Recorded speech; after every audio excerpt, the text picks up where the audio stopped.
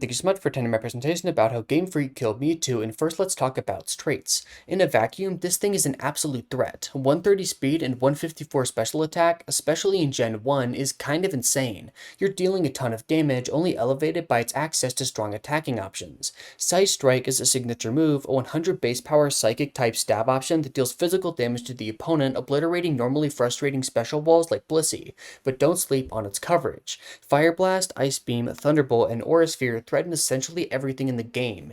Mewtwo even gets some strong supportive and setup moves. It is the option to run a slower, grindy set that relies on Taunt and Will-O-Wisp to threaten opposing Pokemon while keeping itself healthy with Recover. Or if you still want to be on the offensive, you can easily snowball by using Calm Mind. Mewtwo's abilities aren't that crazy, being a nerf making it so that the opponent can't eat berries, and pressure causing the opponent's attacks to use 2 PP instead of 1. While no, these aren't really making Mewtwo dangerous on their own, they are nice to have. Before everything went wrong in Gen 8, Mewtwo had a lot of success. Singles was where it was the strongest, especially in the early generations. To put it bluntly, those formats struggled to handle its sheer power. In Gen 1 Ubers, it was the best Pokemon bar none. In Gen 2 Ubers, it was the best legendary, only passed up by the omnipotent Snorlax. In Gen 3 Ubers, while Kyogre, Groudon, the Lottie twins, and Deoxys pushed it out of the tier's top rung, it still is currently ranked in the A- tier. Sure, it would get worse throughout the years as expected power creep happened, but it wasn't really bad. More so worse. VGC was a different story, as by the time the format was created in Gen 4, it was already suffering heavily from power creep. However, it still got some real usage. At Worlds 2010, it had a strong showing, running a frankly absurd Iron Ball Trick Room Blizzard set alongside Abomasnow and Parasect. Normally I'd leave it at that, as finding information about old teams is difficult, but the creator actually made a team report which I'll link in the description for you to read. Much later, at the 2019 Sheffield Regionals, Barry Anderson utilized its access to fast gravity to enable some of the most dangerous Pokemon ever. With very accurate Grass Whistle from Whimsicott and Precipice Blades from Primal Groudon, the team had the potential to steamroll entire games. Anderson would end up giving Mewtwo his first, and to this day only, regional victory. Nothing insane, but it's had a good run overall. Gen 8 is where things went downhill. Sword and Shield's Crown Tundra DLC introduced Calyrex Shadow, a Pokemon that's essentially strictly better. It's another min-max psychic type, but speed and special attack are both higher with comparable defenses and a useful ghost typing to boot. Calyrex Shadow also has some of the most dangerous attacks in the game.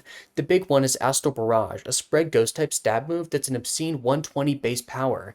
This combined with Psychic and a slew of other coverage makes it very difficult to stop. As if that wasn't enough to make Mewtwo's life difficult already, Game Freak had the audacity to give Calyrex Shadow the same fucking ability, Unnerve. However, for some reason, it's even better. Calyrex Shadow's ability is as one, combining Calyrex's Unnerve ability and Spectreer's Grimnay ability into one. And what does Grimnay do? Oh, it just gives Calyrex Shadow a fucking special attack boost when it knocks something out. It basically has Unnerve, Mewtwo's best ability, but then you also get a special attack base boost just for the hell of it. Really balanced Pokemon. So, with all that being laid out on the table, why would you want to use Mewtwo? It's slower, weaker, has its typing overlapped, and has an objectively worse ability, but are there niches? Well, kinda. Mewtwo's best and really overstrength over Calyrex Shadow is its coverage. While the horse does get some options, it really doesn't get enough to consistently threaten everything it wants to with super effective damage. Against a Dragonite, for example, Mewtwo could just click a quad effective Ice Beam, whereas Calyrex Shadow would have to settle for a 2-hit KO, possibly putting it in danger. Now, is this enough to warrant its usage over Calyrex Shadow? Not very often. The only place this is really at all relevant is in Gen 8 Ubers, where Mewtwo can be run as a more consistent Psychic type Life Orb attacker, but even then it doesn't quite compare to the horse. In VGC, Mewtwo is completely unusable, and I'm not kidding. With even a modicum of support from teammates, Calyrex works better in all roles. As a setup sweeper, specs attacker, expanding force user, even as a supportive piece. Mewtwo is just worse and thus sees no real usage. Could you maybe find a use for it? Yeah, but it'll almost always be worse than just running a Calyrex Shadow instead. Quick addition, Mewtwo does see play in a few Gen 9 formats, being Ubers and Ubers UU, but it's only really viable because Calyrex Shadow is banned and it doesn't have to compete. Still cool though. In conclusion, Mewtwo is a dangerous Pokemon that got completely shafted by Game Freak. It was one of the most generally powerful special wall breakers ever made, but in one fell swoop, it lost almost all of its use. Mewtwo deserves better. Thank you so much for watching.